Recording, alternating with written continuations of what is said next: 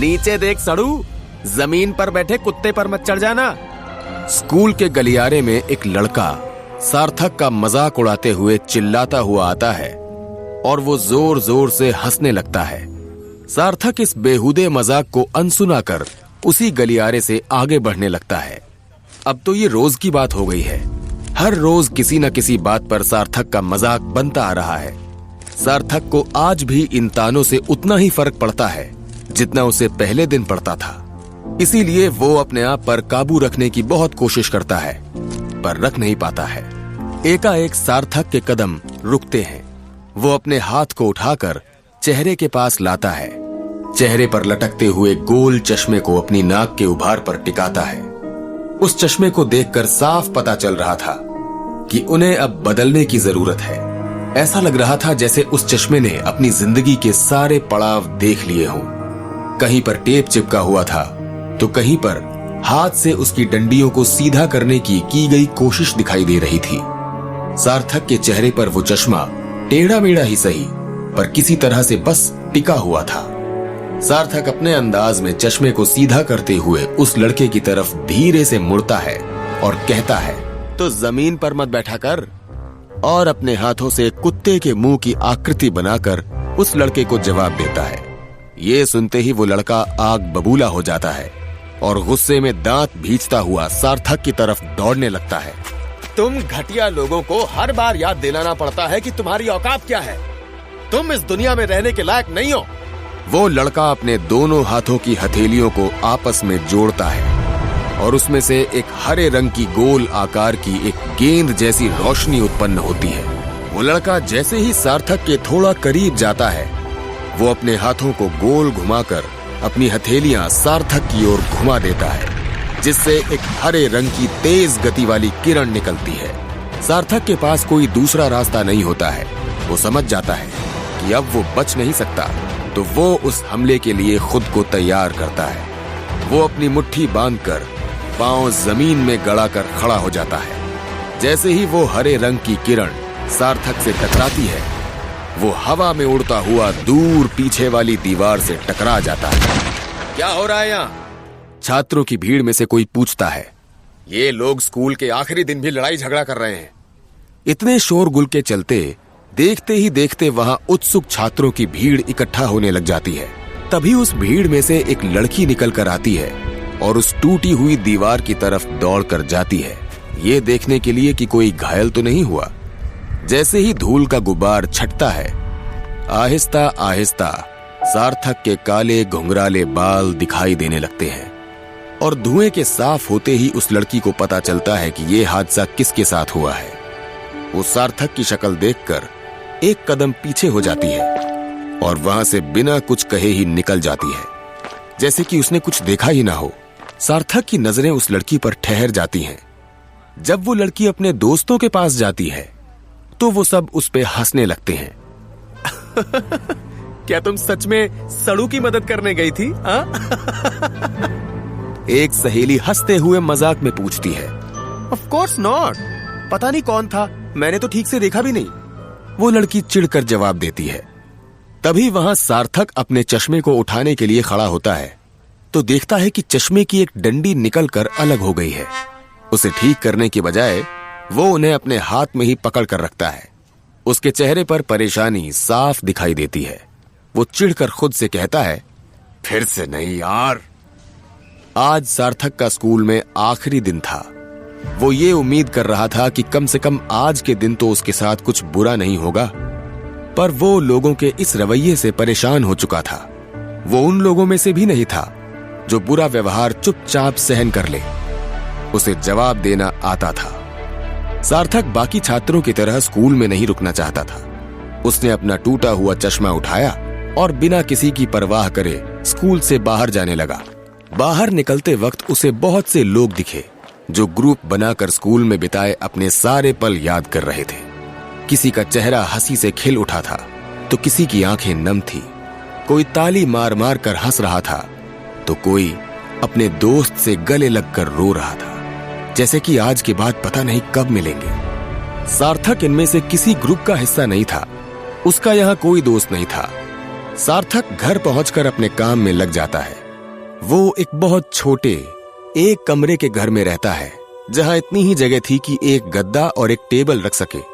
उसने एक टीवी भी दीवार पर लगा रखा था, पर वो उसे देखता नहीं था। सिर्फ अपना अकेलापन दूर करने के लिए उसे एक शोर की तरह इस्तेमाल करता था।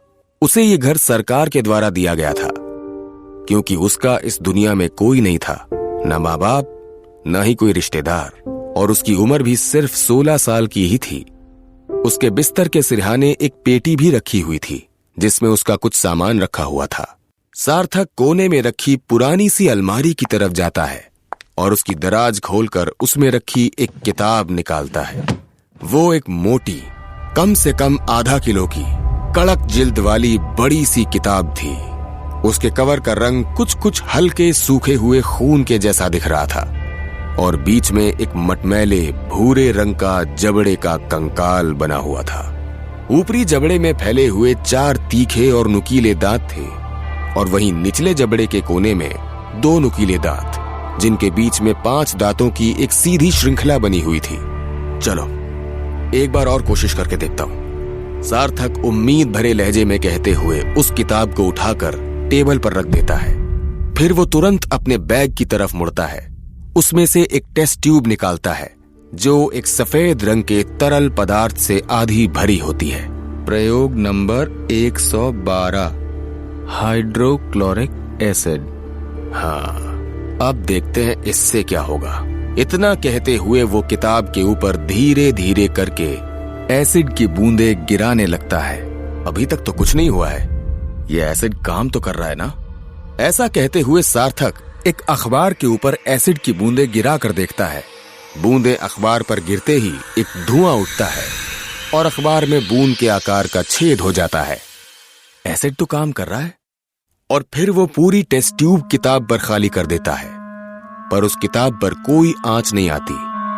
सार्थक बड़े ध्यान से उस किताब को उठाकर हर तरफ से उसे अच्छे से देखता है, पर आश्चर्य की बात ये कि उस किताब में कहीं कोई बदलाव नहीं दिखता। फिर वो अपने इस प्रयोग के परिणाम को बड़ी बारीकी से एक अलग किताब में लिखता जाता है। निराश होकर सार्थक कहता है, फिर से नाकाम। ये किताब खुलती क्यों नहीं है?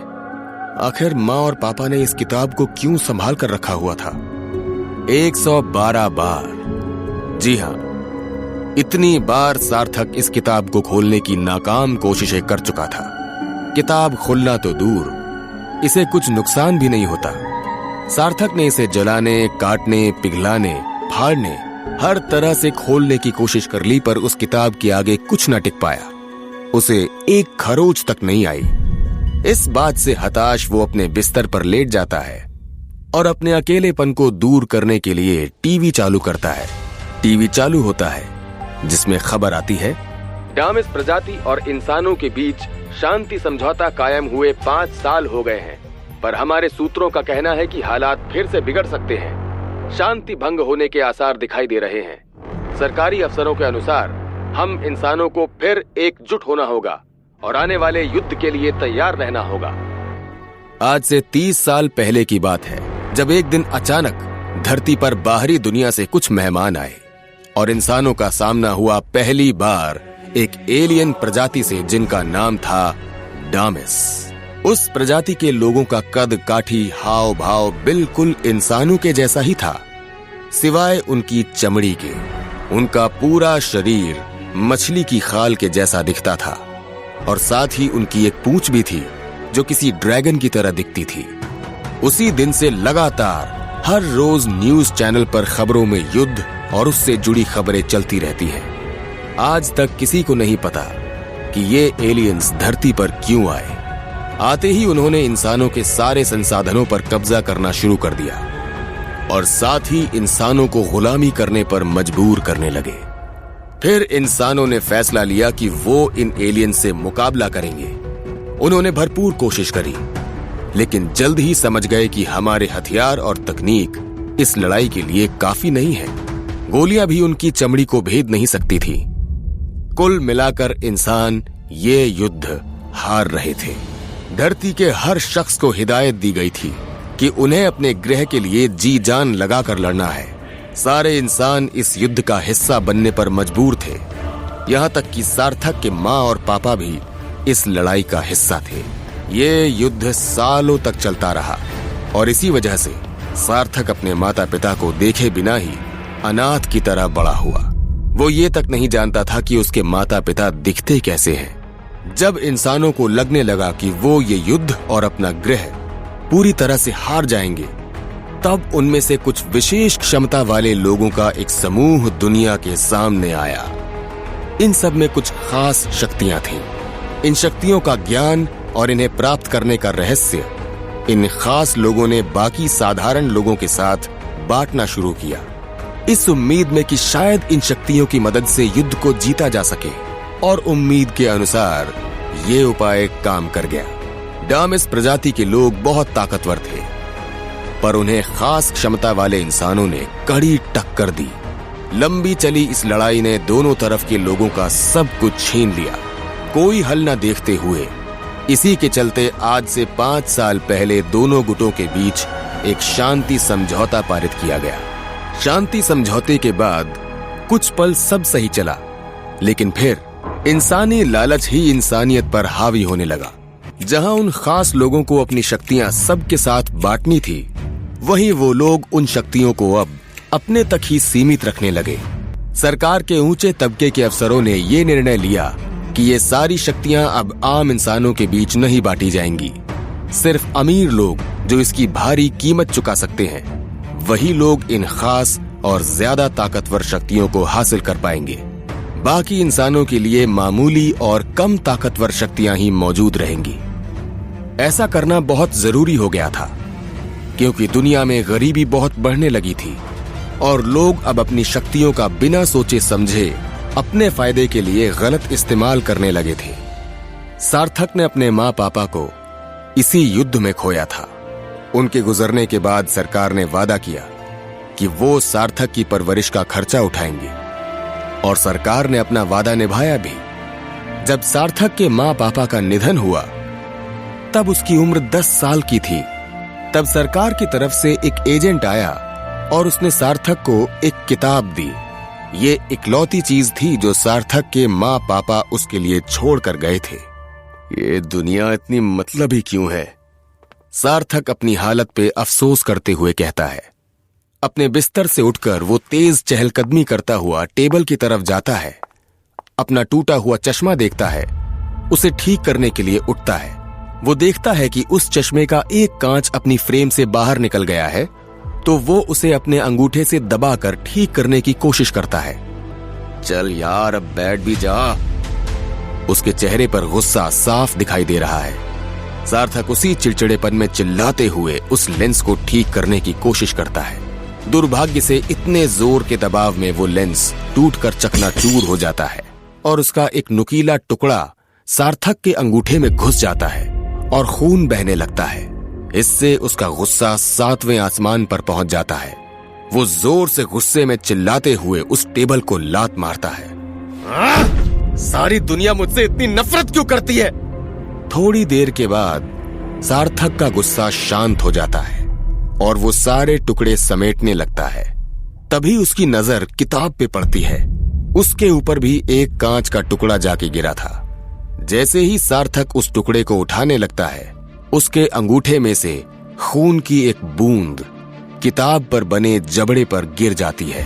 किताब के बीचों बीच जो जबड़े के कंकाल की आकृति थी, वो खून के मिलने से चमकने लगती है और अचानक ही वो किताब हवा में उड़ के सार्थक की नजरों के ठीक सामने आ जाती है।